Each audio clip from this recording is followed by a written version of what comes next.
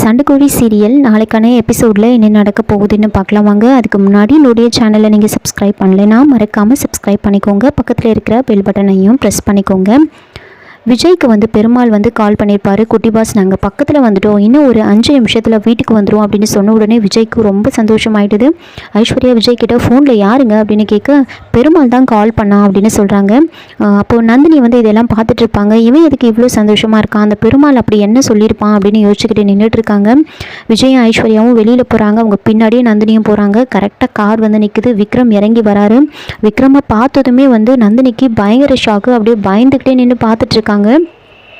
விக்ரம் நேராக விஜயை கட்டி பிடிக்கிறாரு. அதுக்கப்புறமா ஐஸ்வர்யா விக்ரமுக்கு ஆரத்தி எடுத்து உள்ளே கூட்டிகிட்டு போகிறாங்க. உள்ளே போயிட்டு நேராக நந்தினி கிட்டே போய் நிற்கிறாங்க. அம்மா அப்படின்னு சொல்லி விக்ரம் நந்தினியை பார்த்துட்ருக்காரு. அங்கே ஹாஸ்பிட்டலில் மகா டாக்டர்கிட்ட ரொம்ப கோவமாக கேட்டுட்ருப்பாங்க. டாக்டர் முருகன் எங்கே தான் போனார், என்ன ஆச்சு அப்படின்னு கேட்குறாங்க. பேஷண்ட் டிஸ்சார்ஜ் ஆகி போயிட்டாருமா அப்படின்னு சொல்கிறாங்க. அது எப்படி டிஸ்சார்ஜ் ஆகி போக முடியும், அவருக்கு 15 ஹவர்ஸ் ஆப்ரேஷன் பண்ணியிருக்கீங்க, அவரோட ஹெல்த் கண்டிஷன் எந்த அளவுக்கு இருக்கும், நீங்கள் டிஸ்சார்ஜ் ஆகி போயிட்டாருன்னு சொல்கிறீங்க, என்னால் நம்ப முடியாது, நான் நம்ப மாட்டேன் அப்படின்னு சொல்லி அதுக்கு டாக்டர் இங்கே பாருங்கம்மா, நான் ஏமா போய் சொல்ல போகிறேன், டிஸ்சார்ஜ் சம்மரியை பாருங்கள் அப்படின்னு சொல்லிட்டு மகா கிட்ட கொடுக்குறாங்க. அதை பார்த்துட்டு அது எப்படி, அது என்னால் இதை நம்பவே முடியல அப்படின்னு சொல்கிறாங்க. மற்றவங்களாம் ரொம்ப ஃபீல் பண்ணுறாங்க. அப்போ முருகன் நம்மளை விட்டு போயிட்டானா அப்படின்னு வேணி காளிமுத்து எல்லாம் ரொம்ப பயங்கரமாக அழறாங்க. அப்போ மகா டாக்டர் கிட்ட கேட்குறாங்க, டாக்டர் நீங்கள் யாரை கேட்டு டிஸ்சார்ஜ் பண்ணீங்க, அது எப்படி நீங்கள் டிஸ்சார்ஜ் பண்ணலாம் அப்படின்லாம் ரொம்ப கோபமாக கேட்க உடனே டாக்டர் முதல்ல நீங்கள் யாருமா, பேஷண்ட்டுக்கு ஏதாவது பிளட் ரிலேஷனா, உங்கள் பேர் என்ன முதல்ல சொல்லுங்கள், பேஷண்ட்டுக்கும் உங்களுக்கும் என்ன சம்மந்தம், உங்கள் பேர் என்ன சொல்லுங்கள் அப்படின்னு கேட்குறாங்க. அப்போ மகா என் பேர் காவேரி அப்படின்னு சொல்கிறாங்க. அப்போது டாக்டர் இந்த காவேரிக்கும் அந்த பேஷண்ட்டுக்கும் என்ன சம்மந்தம் சொல்லுங்கள், எந்த சம்மந்தமும் கிடையாதுல்ல, நீங்கள் ஃபீஸ் கட்டினீங்களா அவரோட சர்ஜரிக்கு, இல்லை எப்படி நீங்கள் என்ன கேள்வி கேட்கலாம், பேஷண்ட்டுக்கு யார் ஃபீஸ் கட்டினாங்களோ அவங்களே அவரை டிஸ்சார்ஜ் பண்ணி கூட்டிகிட்டு போயிட்டாங்க அப்படின்னு சொல்லி உள்ளே என்னெல்லாம் நடந்துச்சோ அது எல்லாமே மகா கிட்ட சொல்கிறாங்க.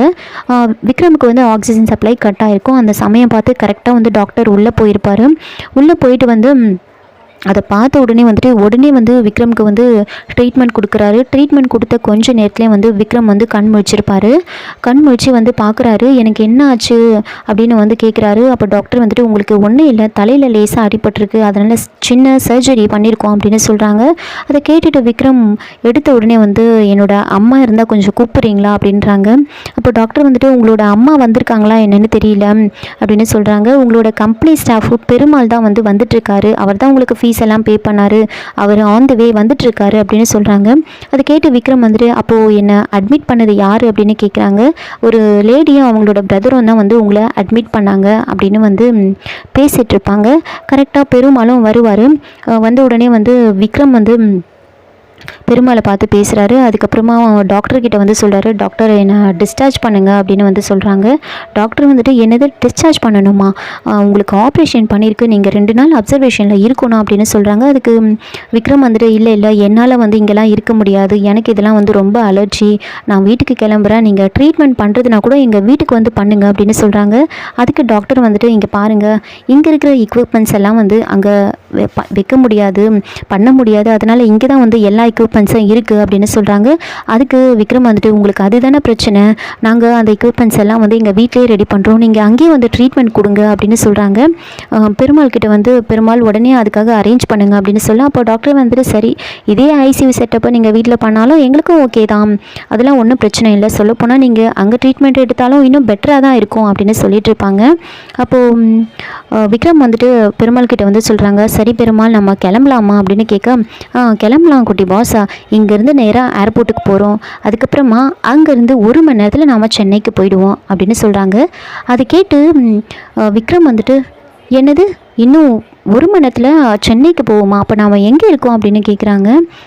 அப்போது பெருமாள் யோசிக்கிறாங்க, என்னது எங்கே இருக்கோம்மா, அப்போது இது தெரியாமல் தான் இவ்வளோ நேரமும் பேசிகிட்டு இருந்தாரா அப்படின்னு சொல்லி திருச்சியில் இருக்கிற விஷயத்தை சொல்கிறாங்க. இந்த விஷயத்தை எல்லாத்தையுமே மகா கிட்ட சொல்லிட்டு இருப்பாங்க. அப்போ மகா டாக்டர் கிட்ட கேட்குறாங்க, டாக்டர் அப்போது முருகன் எங்களை பற்றி எதுவுமே கேட்கலையா அப்படின்னு கேட்குறாங்க. இல்லைம்மா, உங்களை பற்றி அவர் எதுவுமே கேட்கல, சொல்லப்போனால் அவரோட உயிரை மட்டும்தான் எங்களால் காப்பாற்ற முடிஞ்சதே தவிர அவருக்கு இன்னும் நிறைய ப்ராப்ளம்ஸ் இருக்குது அப்படின்னு சொல்கிறாங்க. அப்போது மகா வந்துட்டு கேட்குறாங்க, என்ன டாக்டர் சொல்கிறீங்க, அப்படி என்ன ப்ராப்ளம் இருக்குது அவருக்கு அப்படின்னு கேட்க, அதுக்கு டாக்டர் வந்துட்டு சொல்கிறாங்க, இப்போது நீங்கள் சொன்னீங்கல்ல முருகன், அவர் முருகனே கிடையாது. அவர்கிட்ட கேட்டால் அவர் தன்னோட பேர் விக்ரம்னு சொல்கிறாரு. அவருக்கு உங்களை யாரையுமே வந்து ஞாபகம் இல்லை அப்படின்னு சொல்கிறாங்க. அதை கேட்டு மகா வந்து ரொம்ப ஃபீல் பண்ணுறாங்க. இப்போதைக்கு அவர்கிட்ட வந்து நீங்கள் எதுவும் பேசாதது தான் நல்லது. அவரோட உயிரை காப்பாற்றிருக்கோம், அவ்வளோதான். அவருக்கு இன்னும் நிறைய ப்ராப்ளம் இருக்குது. அவருக்கு தலையில் ரொம்ப பயங்கரமாக அடிபட்டிருக்கு. அதனால் அவரோட மூல நரம்புலாம் வந்து ரொம்பவே வந்து பாதிக்கப்பட்டிருக்கு. இப்போ போயிட்டு அவருக்கு ஞாபகம் இல்லாத சம்பவங்களையோ இல்லை ஆட்களையோ வந்து அவர்கிட்ட நாம் ஃபோர்ஸ் பண்ணி அவருக்கு ஞாபகப்படுத்தணும்னு நினச்சா அவரோட மூளை வந்து தன்னோட செயல்பாட்டையே வந்து நிறுத்திடும். அது அவரோட உயிருக்கே ஆபத்தாக முடியும். அவர்கிட்ட இப்போதைக்கு நாம் எதுவும் பேசாமல் இருக்கிறது தான் நல்லது. அவரோட போக்கில் விட்டால் தான் வந்து அவர் சரியாக முடியும் அப்படின்னா வந்து டாக்டர் சொல்லிட்டு இருக்காங்க. இதை கேட்டு மகா வந்து ரொம்பவே ஃபீல் பண்ணி வந்து அழுதுட்டு இருப்பாங்க. மற்றவங்க எல்லாருமே வந்து ரொம்ப ஃபீல் பண்ணி அழறாங்க. இன்னொரு பக்கம் விக்ரம் வந்துட்டு நந்தினியை பார்த்த உடனே கட்டி பிடிச்சி வந்து ரொம்ப சந்தோஷமாக இருக்கார். இப்போ நந்தினிக்கு ஒன்றுமே புரியல. என்ன இது, இவன் இப்படி கட்டி பிடிக்கிறான், நல்லா சிரிக்கிறானே, என்னவா இருக்கும் அப்படின்லாம் வந்து யோசிக்கிறாங்க. இவன் ஒருவேளை நடிக்கிறானோ இல்லை அம்மா பாசத்தில் கட்டி பிடிக்கிறானா, ஒன்றுமே புரியலையே. எதுக்கும் இவனை நாம் நம்பக்கூடாது, உஷாராக இருக்கணும், அவன் போக்கிலே விட்டு பிடிப்போம், பார்க்கலாம் என்ன தான் பண்ணுறான் அப்படின்னு யோசிச்சுக்கிட்டு உள்ளே கூட்டிகிட்டு போகிறாங்க. உள்ளே போயிட்டு நந்தினி வந்துட்டு விக்ரம் கிட்ட வந்து பேசுகிறாங்க. வாப்பா விக்ரம், எப்படியே நீ வீட்டுக்கு வந்துட்ட, எனக்கு ரொம்ப சந்தோஷமாக இருக்குது அப்படின்னு சொல்ல, அப்போ விக்ரம் வந்துட்டு அம்மா உங்களை பார்த்தே ரொம்ப நாள் ஆன மாதிரி இருக்குமா அப்படின்னு சொல்கிறாங்க. அதுக்கு நந்தினி வந்துட்டு எனக்கு அப்படிலாம் இல்லைப்பா, எப்போ நான் உன்னை தான் நினச்சிட்ருப்பேன், எனக்கு அப்படிலாம் தோணலை அப்படின்னு சொல்கிறாங்க. அப்போ வந்துட்டு விக்ரம் வீட்டை அப்படியே சுற்றி பார்த்துட்டு விஜய் கிட்ட வந்து பேசிகிட்டு இருப்பாங்க. அப்போ பக்கத்தில் ஐஸ்வர்யாவை பார்த்துட்டு விஜய் இது யாருன்னு நீ சொல்லவே இல்லையா அப்படின்னு சொல்கிறாங்க. அப்போது விஜய்க்கு ஒரே ஷாக் ஆகிடுது. என்ன இவன் இப்படி கேட்குறான் அப்படின்னு யோசிச்சுட்டு இருக்காங்க. என்ன எப்போ நீ கரெக்ட் பண்ண, எங்ககிட்டலாம் சொல்லவே இல்லையே, கழுத்தில் தாலி வேற தொங்குது, எப்படா கல்யாணம் பண்ண, எங்களுக்கு தெரியாமல் எப்படா இதெல்லாம் பண்ண அப்படின்னு சொன்ன உடனே விஜய்க்கு ஒன்றுமே புரியல. என்னடா என்ன ஆச்சு விக்ரம், ஏன் இப்படி பேசுகிற நீ, உனக்கு ஏதாவது பிரச்சனையா அப்படின்னு கேட்குறாங்க. அப்போ விக்ரம் உடனே பிரச்சனைலாம் எதுவும் இல்லை, தலையில் லேசாக வலிக்குது, ட்ராவல் வேறு பண்ணி வந்தெல்லாம் எனக்கு கொஞ்சம் டயர்டாக இருக்குது, நான் போயிட்டு ரெஸ்ட் எடுக்கிறேன் அப்படின்னு சொல்லிட்டு அங்கேருந்து போகிறாங்க. இதெல்லாம் பார்த்த நந்தினிக்கு என்ன இவன் இப்படி பேசிட்டு போகிறான், ஒன்றுமே புரியலையா அப்படின்னு யோசிச்சுட்டு பார்த்துட்ருக்காங்க.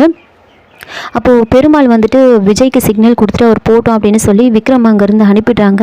விக்ரம் போனதுக்கப்புறமா விஜய் வந்து பெருமாள் கிட்ட வந்து கேட்குறாங்க, பெருமாள் என்ன தான் நடந்துச்சு, என்ன ஆச்சு அப்படின்னு கேட்க நடந்த எல்லா விஷயத்தையும் வந்து பெருமாள் வந்து சொல்கிறாரு.